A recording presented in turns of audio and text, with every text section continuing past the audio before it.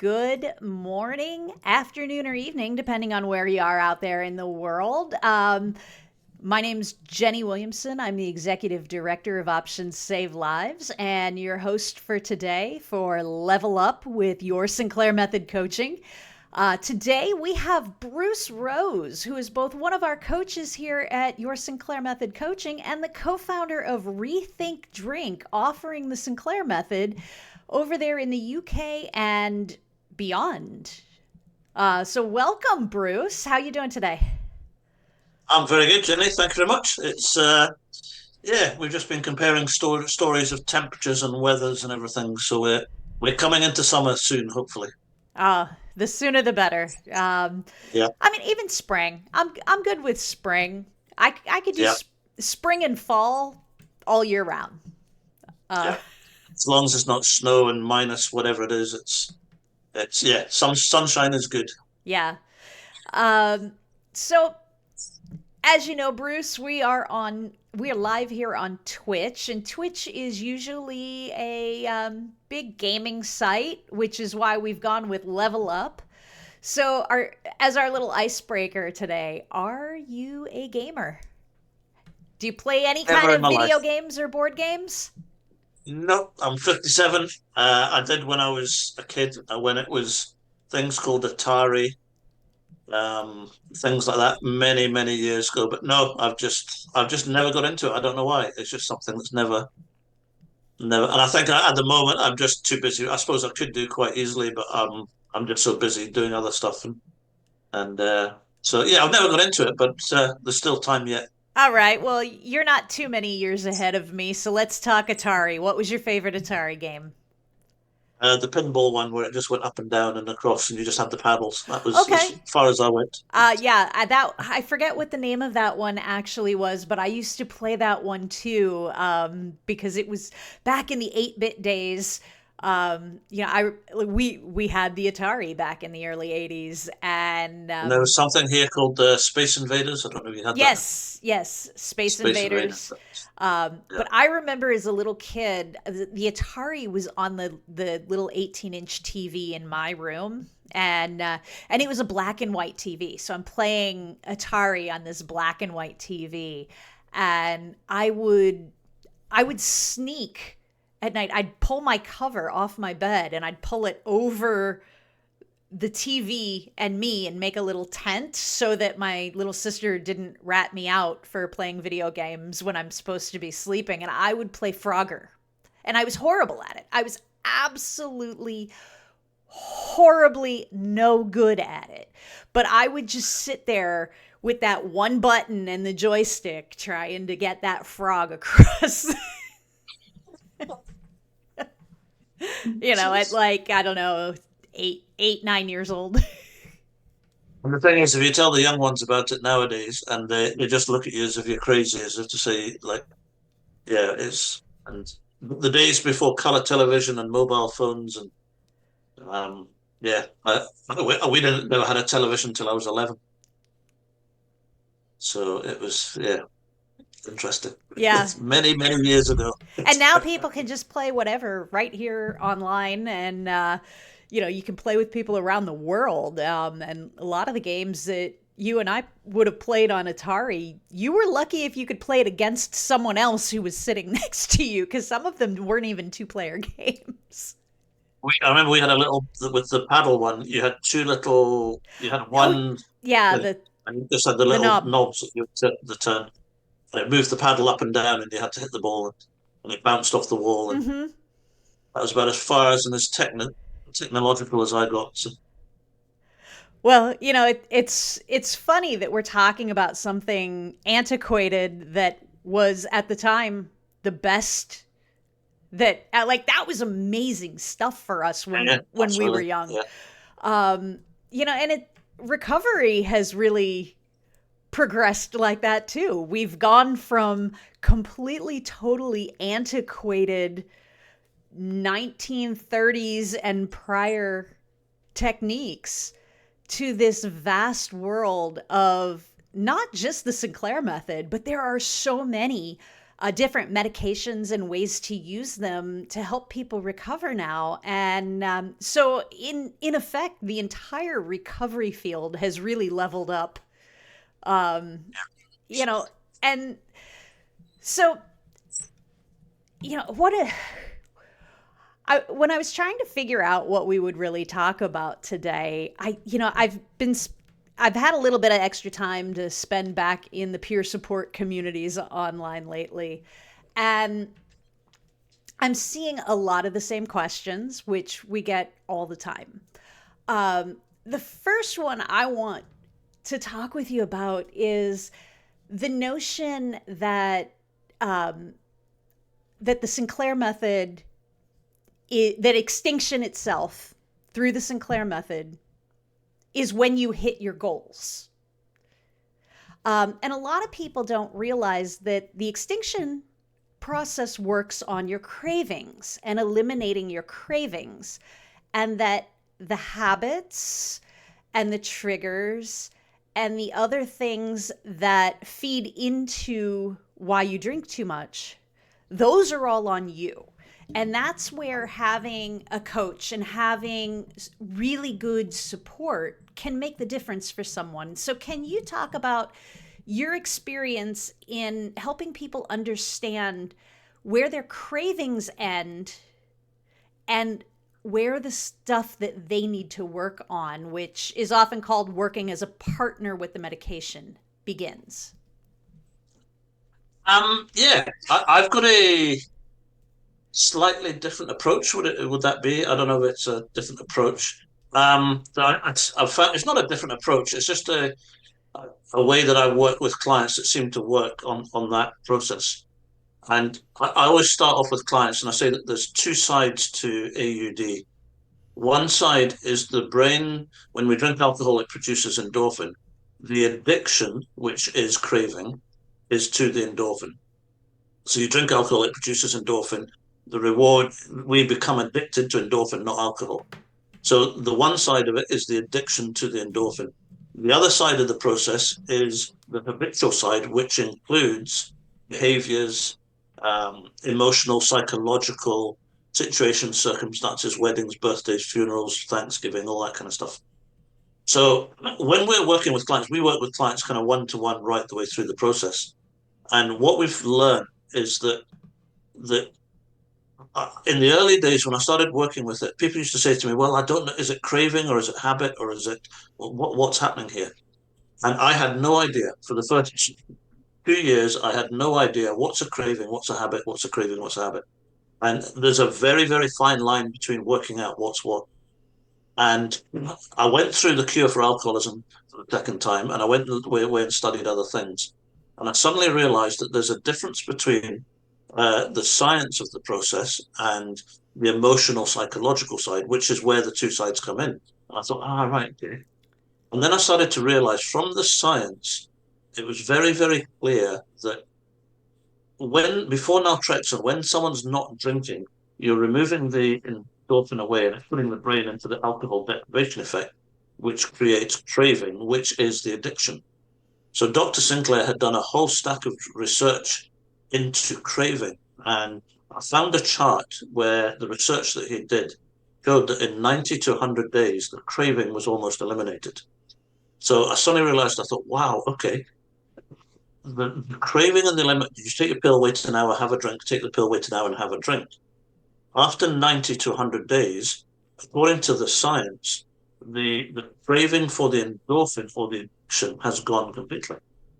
Now that doesn't, so then I thought, well, hang on a minute, why are people still drinking after 90 to 100 days? That's when I then realized everything I was saying about there's one side is the addiction to the endorphin, the other side is the habit or the behavior or the emotional psychological side. But therefore, the difference between the getting down to almost zero on the craving or the addiction side, the rest of the process is all to do with habit, behavior, emotional, psychological situations and circumstances. And that's where the crux of the whole process comes in. And that's why the coaching side of it has become so important. The science is the science, and the science is absolutely perfect, but the science works perfectly with a rat in a cage. It doesn't work with a human being who's got emotion, well, much more, I don't know what the expression is, a lot more emotions than a rat, or a lot more interpersonal relationships, a lot more psychological. So all of that side of the process we have to work through the habits. We have to work through the change. We have to work through if someone is reducing down the weight, are they safe emotionally and psychologically?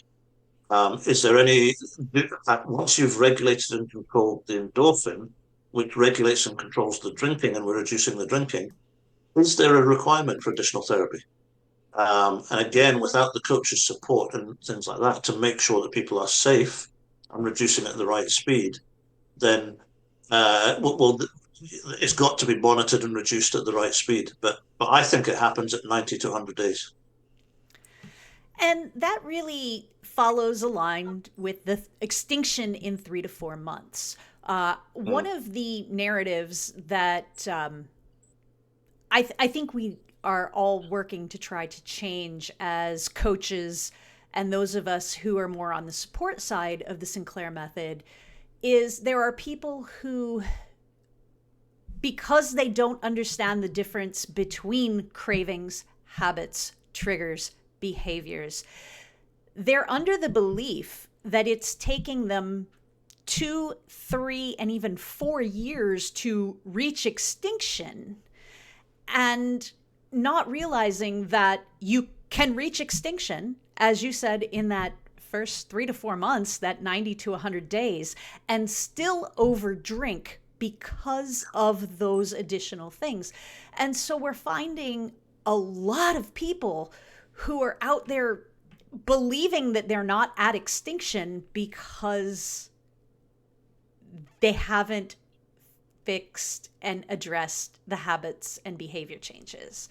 So can you talk about some of the ways that a coach and the proper support system can help someone to identify, like you said you took a while to understand the difference between craving and everything else. Can you talk about how to help the person on the Sinclair method learn to distinguish between what is their physical craving, what is that craving for the endorphin, and what is habit and behavioral and emotional? Yeah, I mean, the simple answer to that one after 90 to 100 days is it's not craving. And some people, I worked with a guy just recently who is a year and a half into taking the medication, who then came to us and said, I've been taking it for a year and a half. I've seen some success with it, but it seemed to have plateaued and nothing's going anywhere further. And I said, have you been compliant with your medication? And he says, yep, absolutely compliant. And I said, okay. I said, so first and foremost, it's nothing to do with craving and addiction. And he just looked at me and he said, but. And I said, I get where you're coming from. And I said, but what it is so many people just will take the medication and wait for the medication to do all the work, and they don't realize that they have to do a habitual change. So when we're working with clients for the first 3 months, and this is where I find it fascinating, over the last 2 to 3 years, I've noticed it. We ask every single client we work for for a weekly drink log. So we can tell exactly where they are in that first 3 months. And what we'll do in the first 3 months is we sit down with a client and we will just make them we will adjust the program very, very slightly. So let's a very, very simple example. We sit down with someone with a drink log and we say, okay, we've got your numbers, we know what you're drinking every day. What time do you start drinking on a day? And they'll say, well, say 3 o'clock. And I say, okay, all I want you to do now, this is week 3 into the program. I said, all I want you to do for the next week is to change that 3 o'clock to 4 o'clock. That's all I want you to do. Logging everything, keep drinking.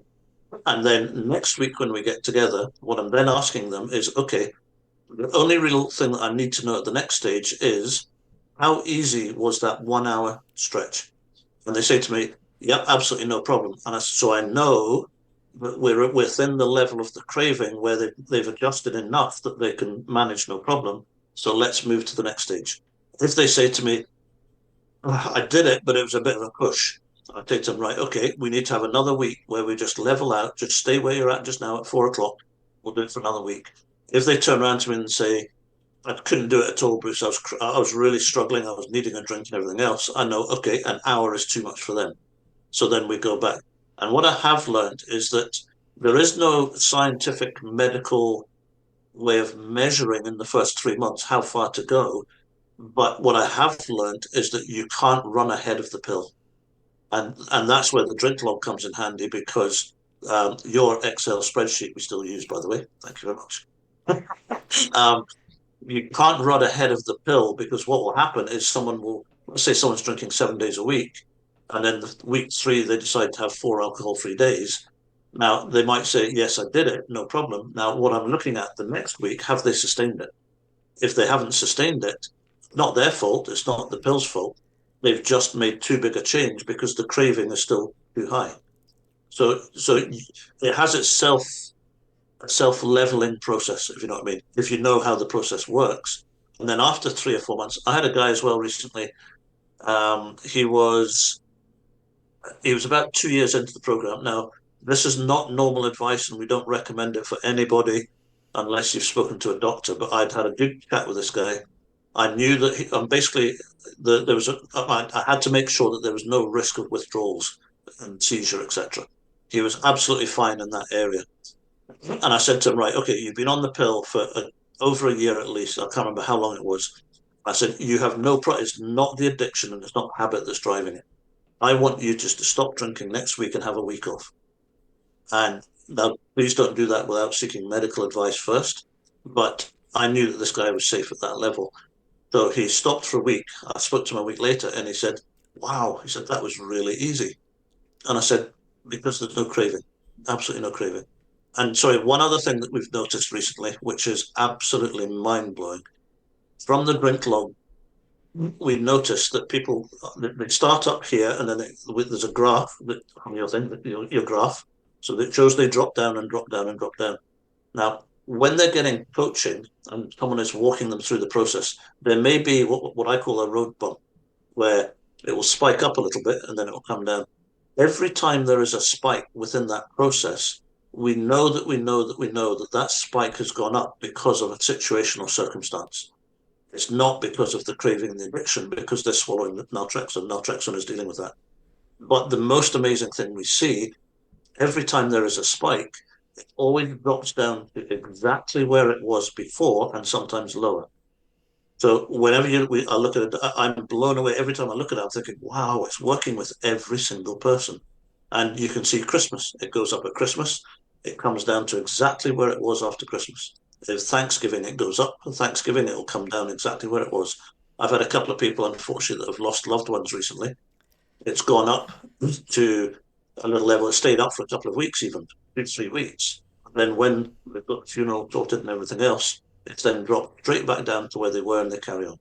So those spikes, that's where it's you start to realize it's okay on the Sinclair method to have break where you say, hey, listen, something's happening in life, I'm not coping.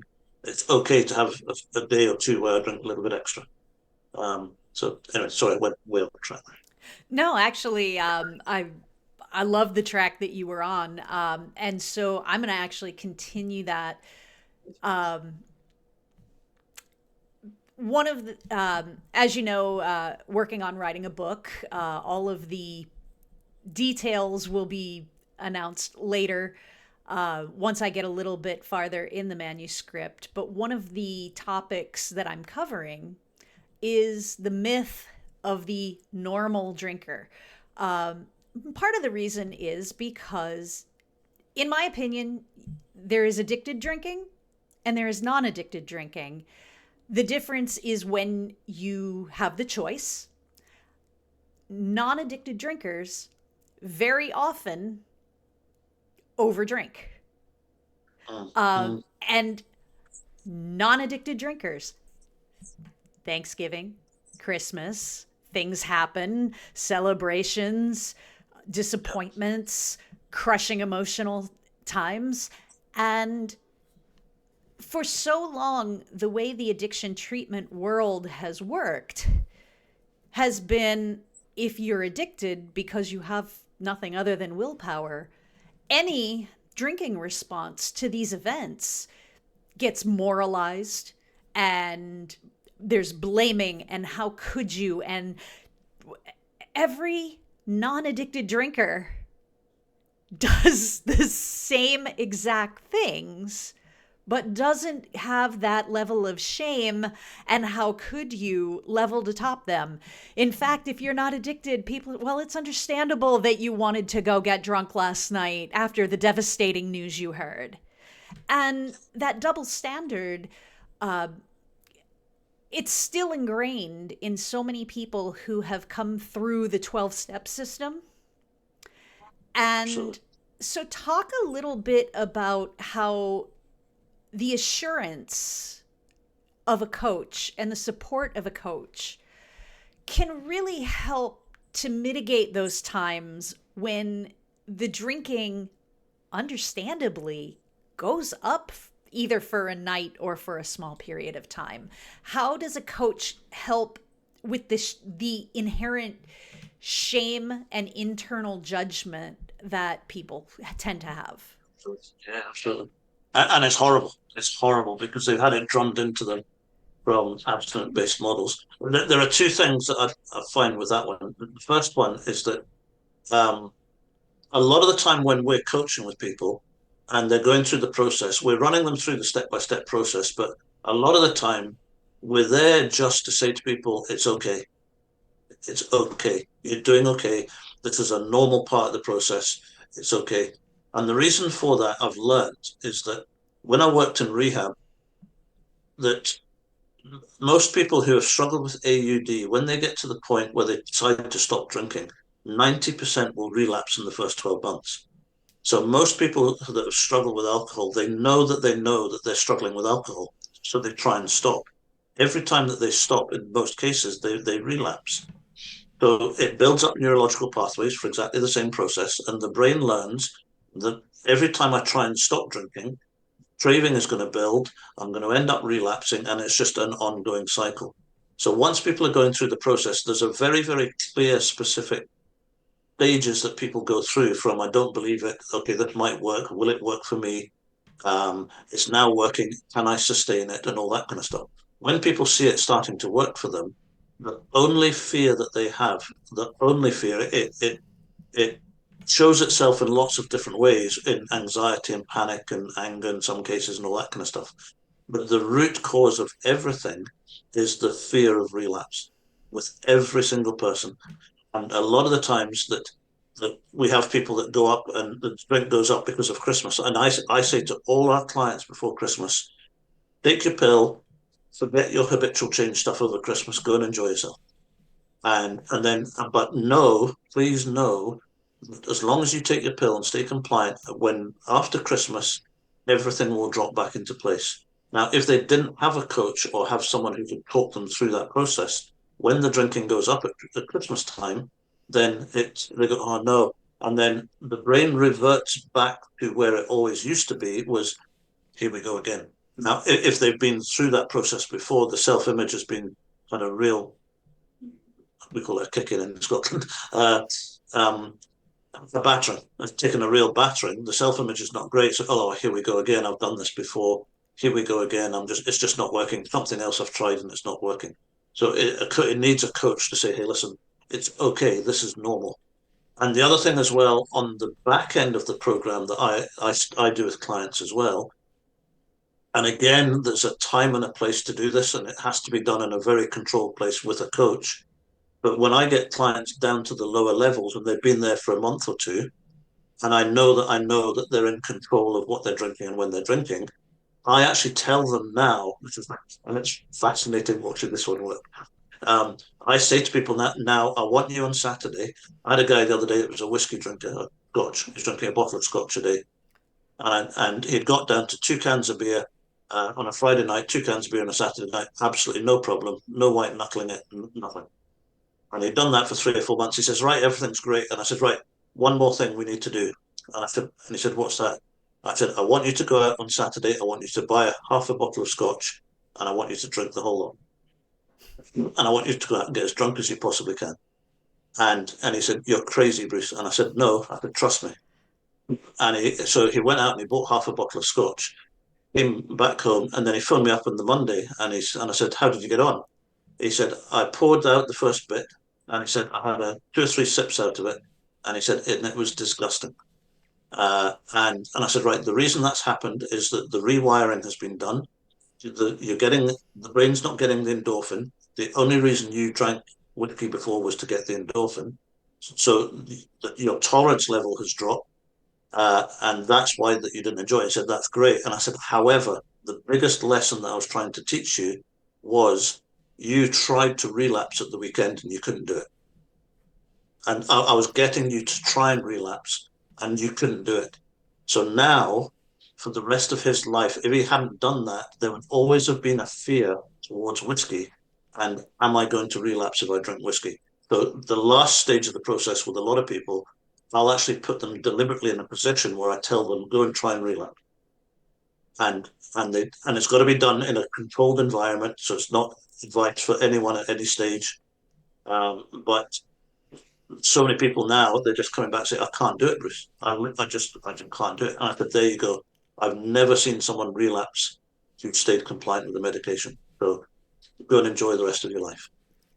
See, now I do want to make one comment for anyone listening. So you're using the word relapse in the traditional sense of what your client views as a relapse. One of the things that we've been trying to do is to clarify that on the Sinclair method, there is only one way to relapse on the Sinclair method, and that is to drink without your medication. So we are internally, we are trying to redefine relapse in the context of TSM for the TSM community as if you drink alcohol without taking your pill, that's a relapse. And in doing so, what we're hoping is that people will understand that now relapse is not some uncontrollable specter that is weighing over their shoulder like it has been in every other treatment modality. Under the TSM definition of relapse, now it becomes a choice. If you choose to have alcohol when you have not had your medication properly first, that's a relapse. You have that is the one and only thing you have total control of in the beginning. And so you hold the power in the form of your medication of whether or not you relapse. So even if you have a bad night, not a relapse if you took your medication. And so we're hoping to really push this TSM context of relapse, because, and in the hope that that fear will go away, because it's not the same as you've mentioned, you know, and as I've seen many people throughout the peer support say, they get to a point where they kind of want to test the pill, and they go out and say, "You know what, I'm going to take my medication, but I'm going to see how well this thing really works." But because they're past their cravings, they're like, "Wow, this really just, the medication works, the process works. Alcohol doesn't work for me anymore." I heard an expression the other day. Someone said, "I didn't give up alcohol. Alcohol gave up me."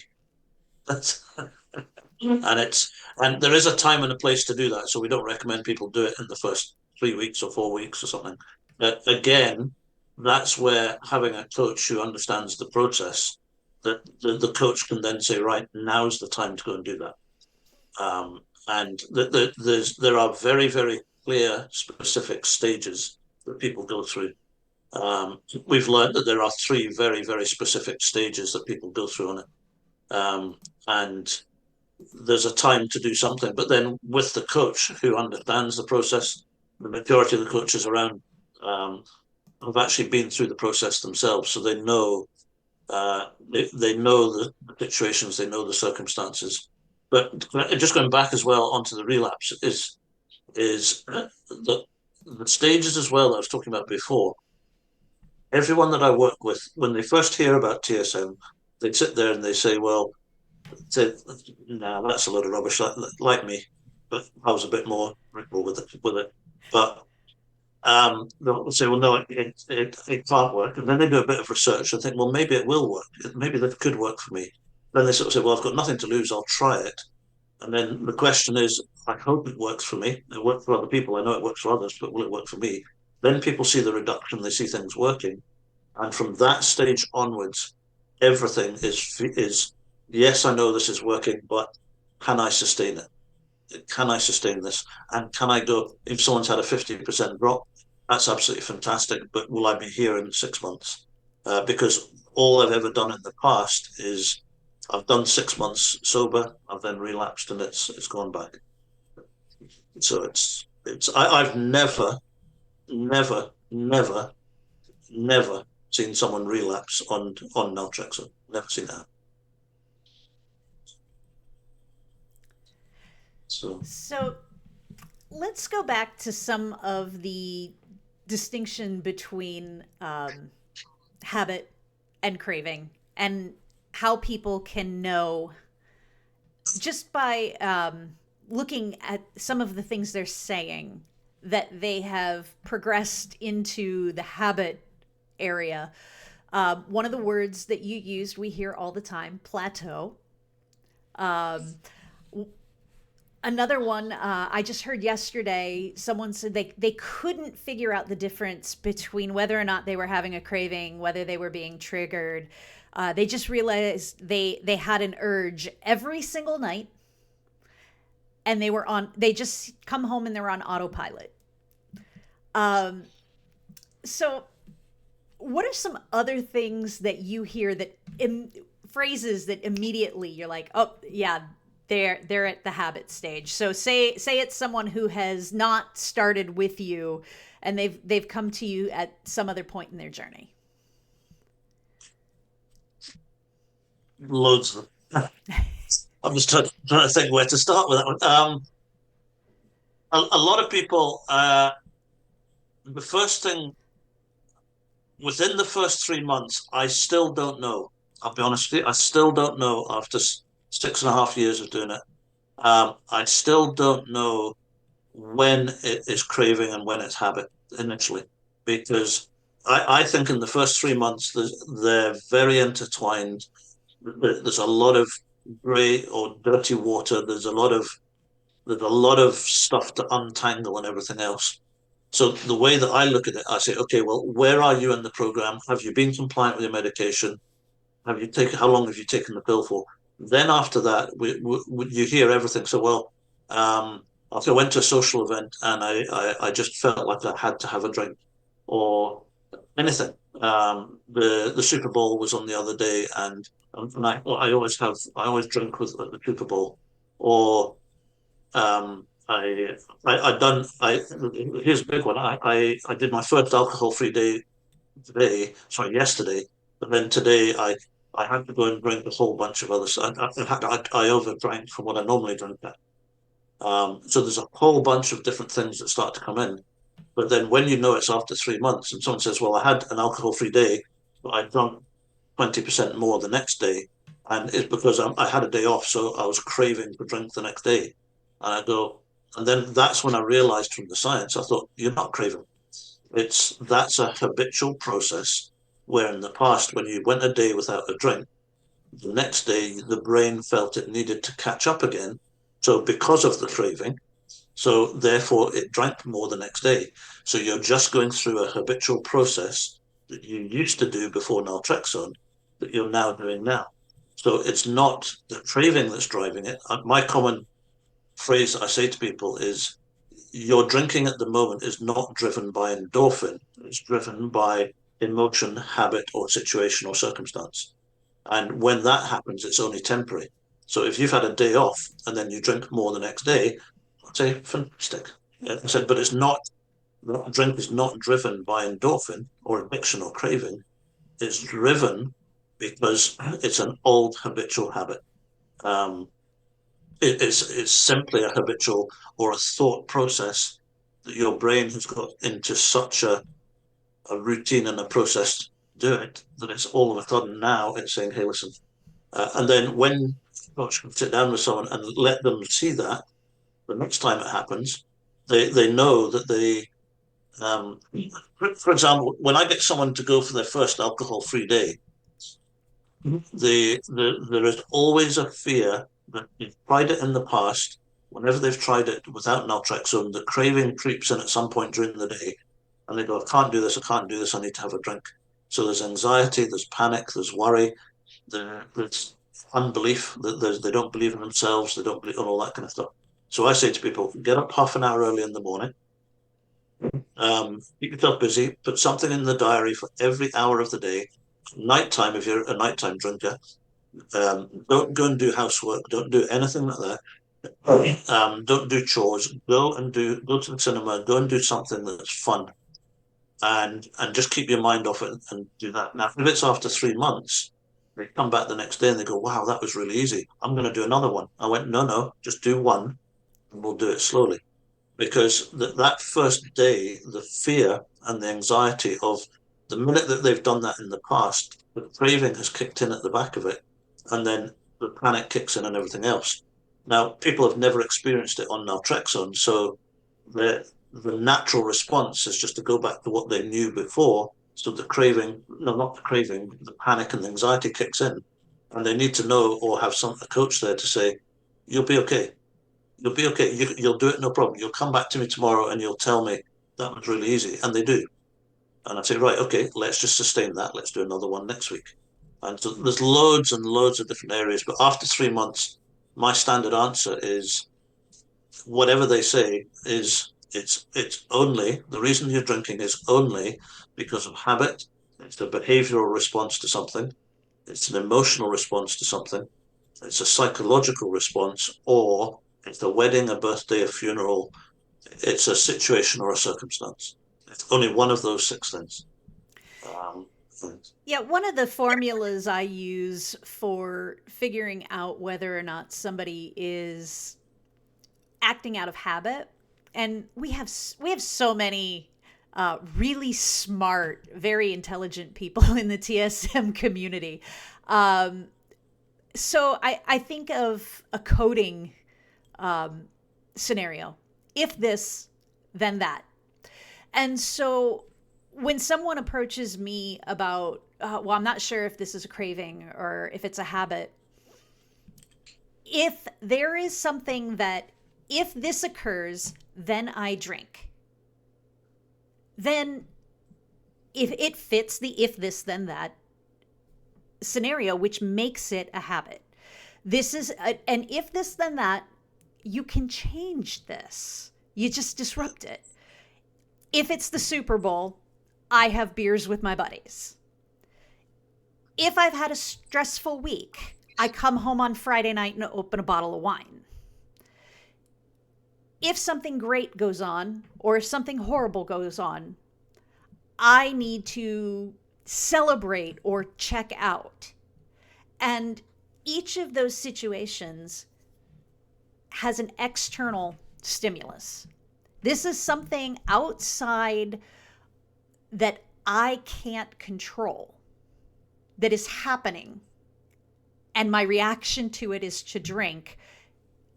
So when this happens, I drink. That's habit. That can be disrupted. So I know you are a huge proponent of doing the easy, sustainable things. Not, as you said earlier, not running in front of the medication.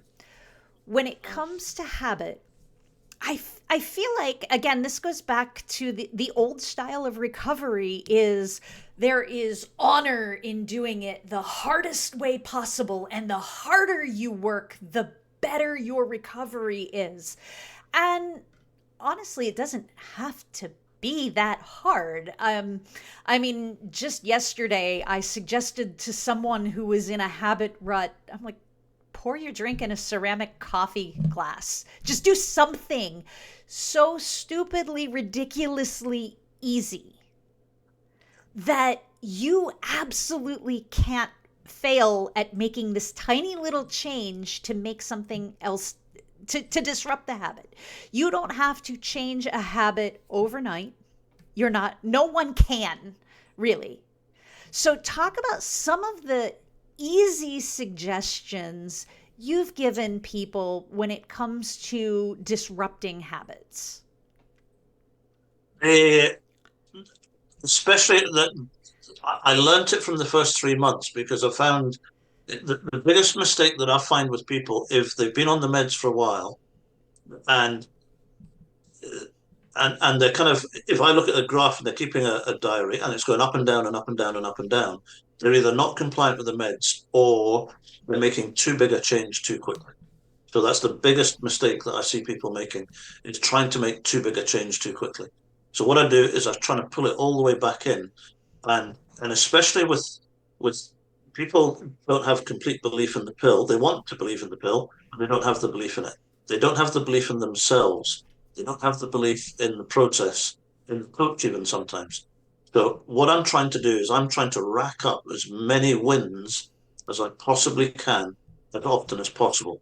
And then when they do happen, I want the person to know that that's a win. That's, so some people say to me, I've had um, someone said to me the other day, quite often I'll go on with a client, they say, not much is happening, Bruce. And I had a couple of glasses of wine and I didn't really finish the second one. And I threw it down the drain and then they just carry on talking. And I go, all right, whoa, whoa, stop, stop. Said, what did you just say? And I said, well, I poured the second one down the drain. But when was the last time you threw half a glass of wine down the drain? Oh, never. And I said, that's major. That is a huge, huge step towards it. And so what I'm trying to do is just the little things. And then my favorite one is that 1 hour slot. So when I get a drink diary from someone, I'll say to them, okay, let's say someone's drinking 5 drinks a day. I'll say, okay, what does that day look like? All I want to know, I don't care how much you're drinking. I just need to know, what does that look like? Is it a routine day? Is it not a routine day? Am I drinking? What time's your first drink? So they'll say, well, I have my first drink at 4 o'clock. So I say, all I want you to do for the next week is to change your drinking from 4 o'clock to 5 o'clock. As long as you are safe, drink mindfully. I don't want you driving. I don't want you getting arrested or doing anything else.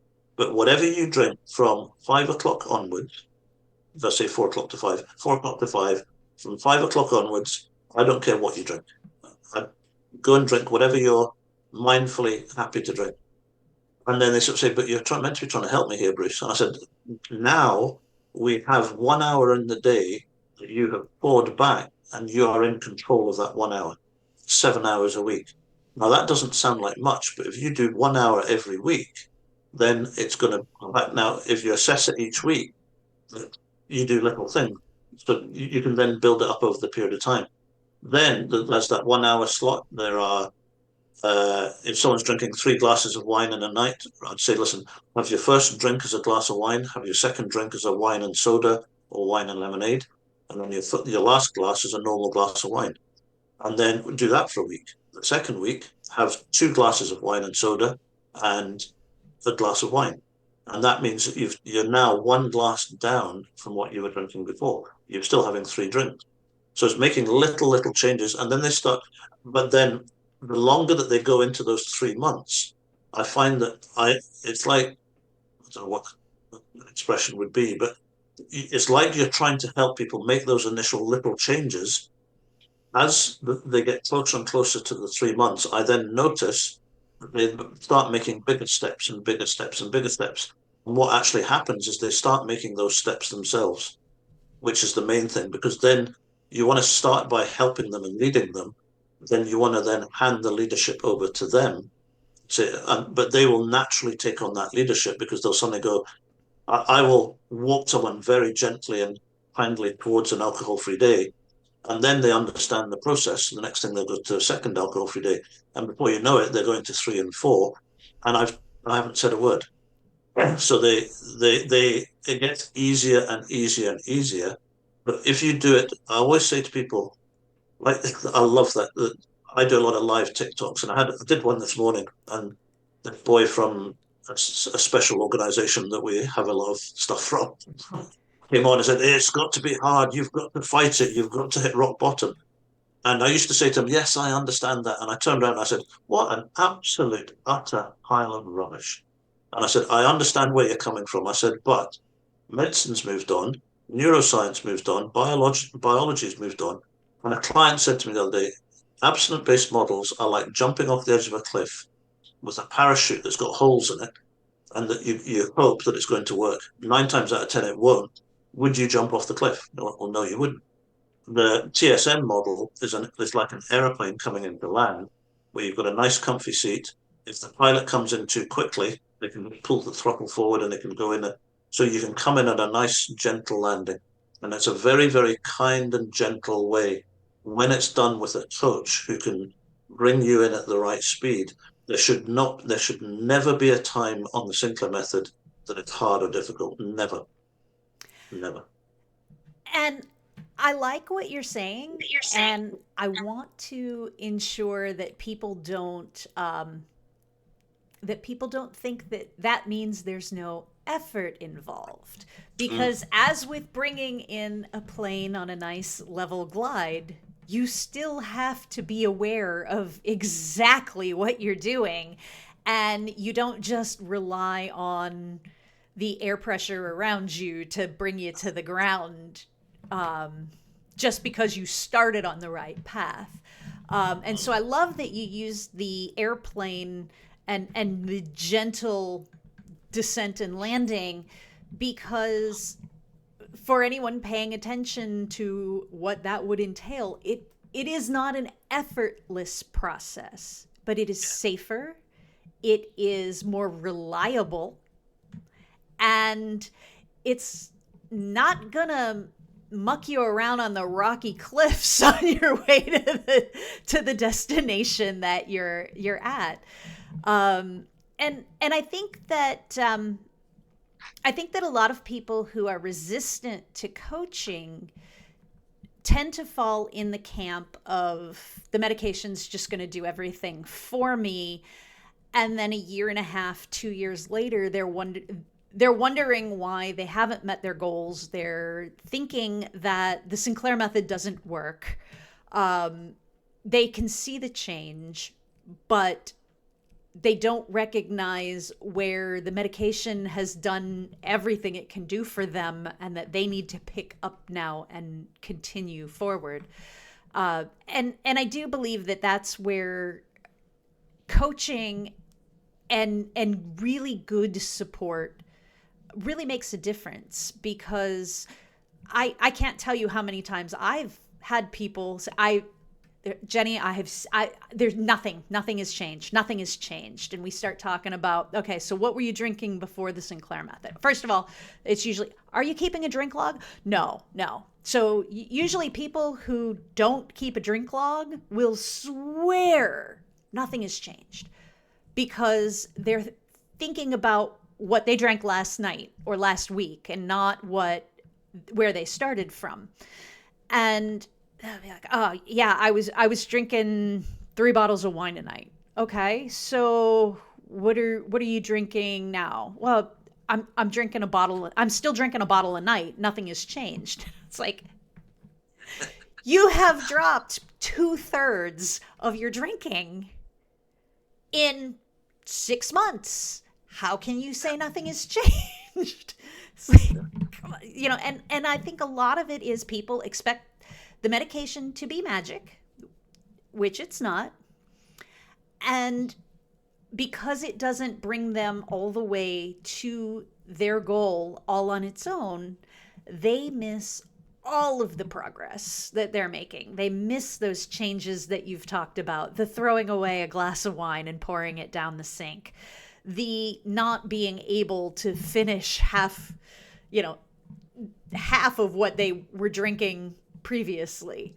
And I find it's just so important. So how would you go about talking to people and letting them understand the difference that a coach can really make, and why it's so important to get a coach as early as you can possibly get one? It's one of Steve's things that he always talks about. Um, and I've seen so many people get it, and even today, and you'll get it as well across the states. But some people think that the meds, you just swallow the pill and off you go and right off into the sunset. Um, the more that I work with TSM, the more that I realize that there are very, very clear stages of the process. And in those stages, there are cycles, there are things that happen. Um, and I always say to people that abstinence-based models look like they are an immediate fix. So you're drinking one day, you stop drinking, family's happy, everyone else is happy, but the individual struggles for the rest of their life. So it looks like an immediate fix, but TSM is not an immediate fix, but it's a permanent fix. So, but it's going to take 3, 6, 12 months for it to happen. So we have to walk people through that process, and we have to allow people, and we have to get people, like, from day one. When people take the pill, are there any side effects? Are there any, what's going on here? What's going on there? How do I get started on the medication? What do I do for the first 2 weeks that I'm on the pill? Um, and, and then we're saying to people, right, you need to be keeping a diary, you need to be doing this, you need to be doing that. So there's a whole bunch of, as they go through the different stages, what do I do at Christmas? What do I do when I go on holiday? Um, am I doing okay? I had a client recently that was drinking 30 bottles of wine a week. She dropped down to 10 bottles of wine, and she felt that it wasn't working. We worked it out over the year. It was 900 bottles of wine a year that she had dropped, and she felt it wasn't working. So again, without a coach, and she's 7 weeks into the process. If she didn't have a coach to sit there, or be to sit there and look at it and say, "Hang on a minute," she said, "I'm thinking of stopping and going down the abstinence-based road." And I said, "Well, you've dropped by 20 bottles of wine a week, and that was 80 bottles of wine a month, and that was 960 bottles of wine a year." And I said, "That's incredible. That is absolutely mind-blowing." So without the coach to walk them through that, then she would have packed in and gone back to abstinence, 90% relapse rates on abstinence, and she's got kids and everything else. I hate to think what would have happened down the track with it. The hard part with coaching and everything else is that, and programs and everything that people run, unfortunately, nothing in life is free, and we need to charge for them for the process. But because for us, when we're trying to, I can come on to you and say, "Listen, coaching is the best thing in the world." But when we're doing our own promotional stuff, when we say that to people, they say, "Well, you're just trying to sell them the program." But it genuinely is. I've seen so many people. I think I don't know if there's been research done on it, but I think 10% of people who start on naltrexone not on their own. About 10%. And there's a very, very clear reason why that happens. But 90% of people who come on naltrexone, they will see an initial reduction when they start on the meds. It will level out. And if there's not someone to talk them through that process, after the first 2 weeks, we see an up and down cycle on a regular basis. We see people 12 months, 2 years. I had someone the other day, 2.5 years, and still taking the pill. One day, I see it on a lot of social media. People say, "Well, it just takes time. Just keep taking the pill, keep taking the pill." And I'm like, Bruce, it's funny because that was going to be the question and topic that I wanted to end on, because I see that a lot, and I can tell by your reaction that sometimes it hits you the same way that it does me. I find it incredibly frustrating when someone comes onto a peer support page and they talk about the progress they've made and that they've stopped, and the only best advice, just keep doing what you're doing. No. Oh my gosh, no. No, you're at a plateau. You're at a point where you can keep doing what you're doing and stay exactly where you are, or you can look at where you're at and say, how do I get between where I am and where I want to go.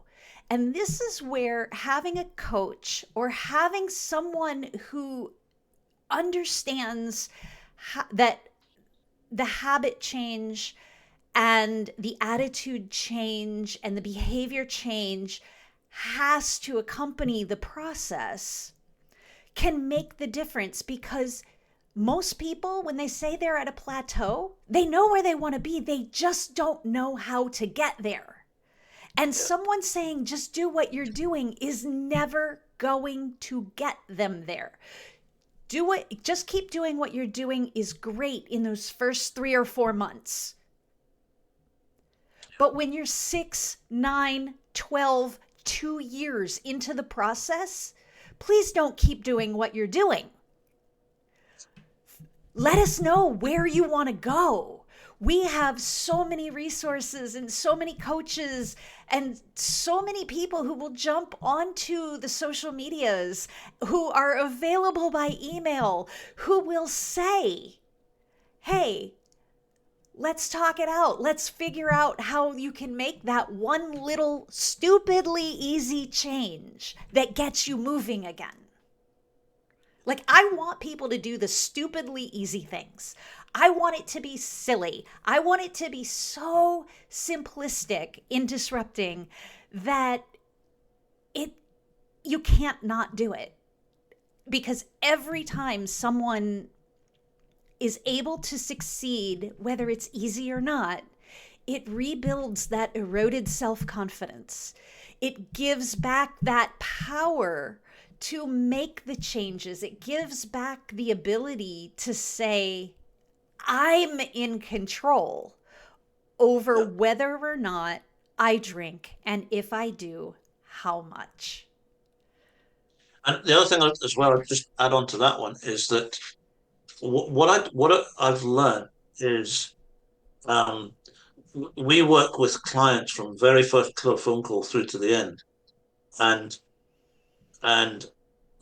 we've had a few clients who have come to us where I've kind of jumped in at the end of month 1, at the end of month 6, and the end of month 8, and that's great to give someone a little boost and get them going. But what I've learned is that for the majority of people, it's not a case. Yes, a one-off session is great for someone, but a good relationship with a coach is someone that's going to sit down and say, okay, it takes me a session to sit down with someone and say, where are you at?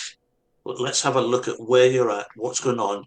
Are you keeping a diary? And then just to get those habitual things in process, once you've got them in process, you've then got a pilot who can fly the aeroplane in for you. So again, I think it's very important. And again, yes, it's going to cost money and everything else. But someone said to me this morning, yes, but coaching costs money. And I said, yes, but the lack of coaching could cost you everything else. And I think that the more consistent, if someone's wanting to learn to ride a horse, they wouldn't go to one horse riding lesson and hope that then they can just learn and take off on a horse after that. They would go through. My wife is a counsellor. You don't go for one session of counselling. You go for a block. She does a block of 6, and then they do another block of 6. With anything, and especially with alcohol, because we know that it's a progressive process.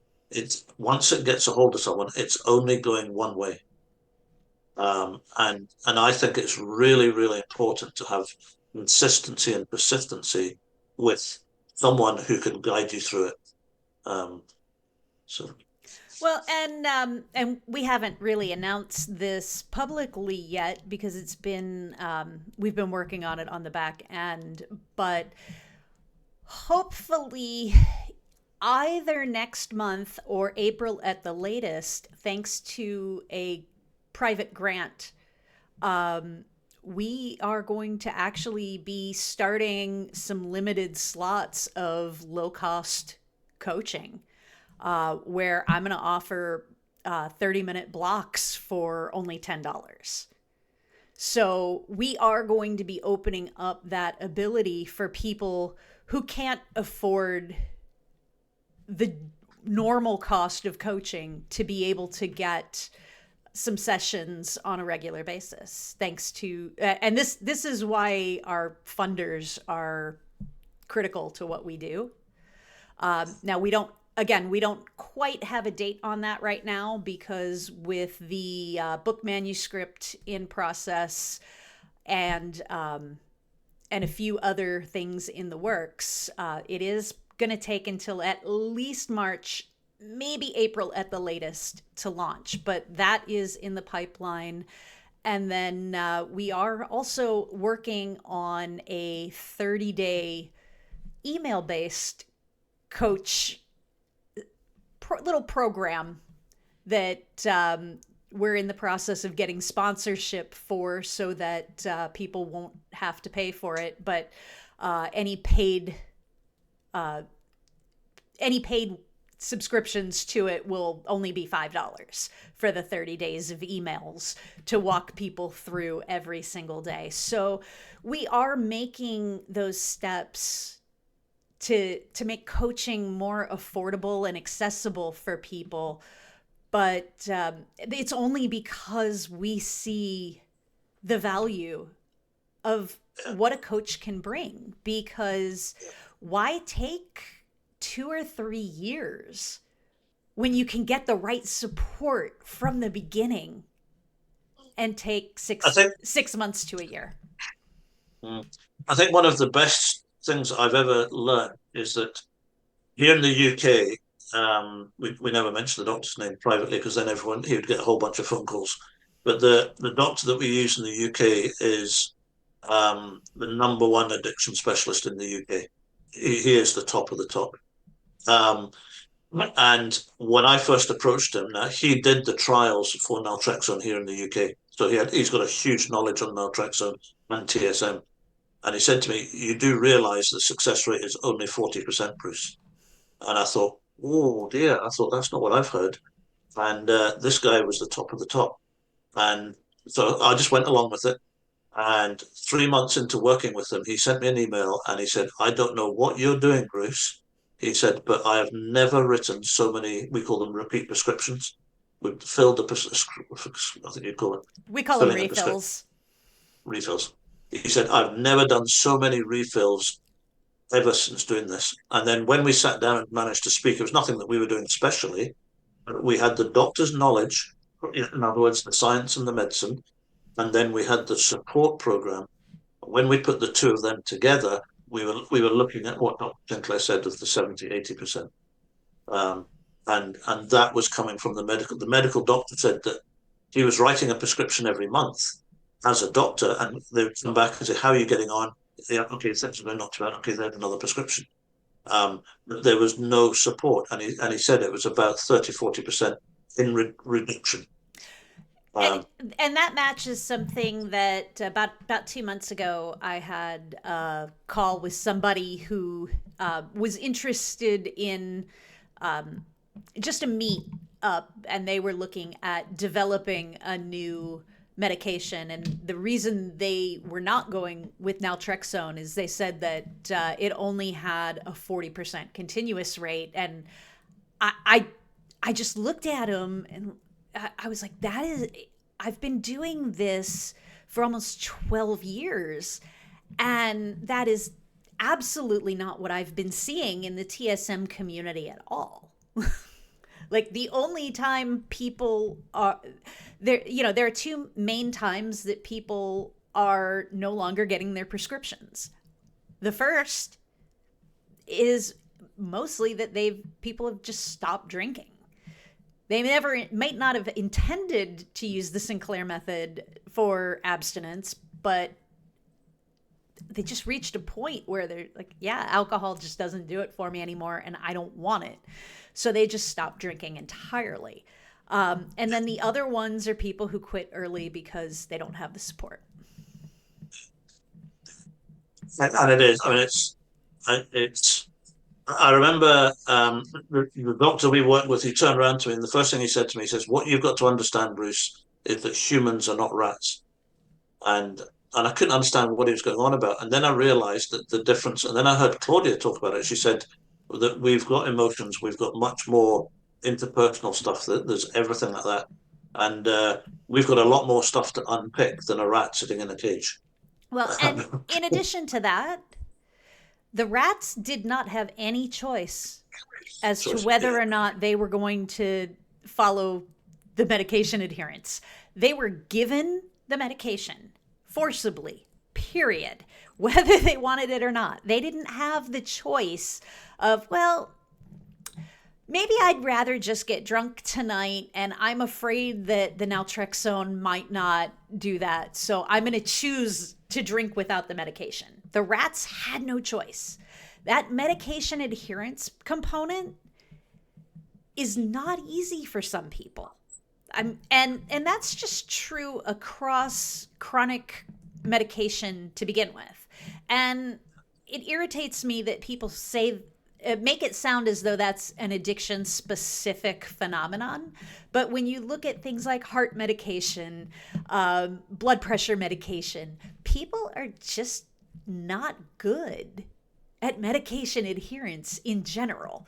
So for people to say, oh, well, that's because an addict just will choose, and it's like, okay, everything you just said is wrong. It's And I hear wrong some for the people say, stigmatization. It's wrong for the attitude. It's wrong for the word choice. It's just like, what? Just stop. I remember someone said to me the other day, they sort of said, someone I worked in rehab, and they said, but Bruce, you're relying on someone taking a pill. And I went, yes. And I said, can I ask you a question or tell you something? They said, yeah, in abstinence, you're relying on someone not picking up a drink. And I said, it's easier to take a pill than not pick up a drink. And he was like, oh, okay, never thought that way. Well, we've actually gone a little bit over. I appreciate your time and your expertise, Bruce. I always love talking to you. Yeah, no, you too. So, So thank you for being here and sharing your TSM wisdom with us. Um, we are going to be back next month, 1 month from today, on March 19th at 12 p.m. Central. That's 1 o'clock Eastern.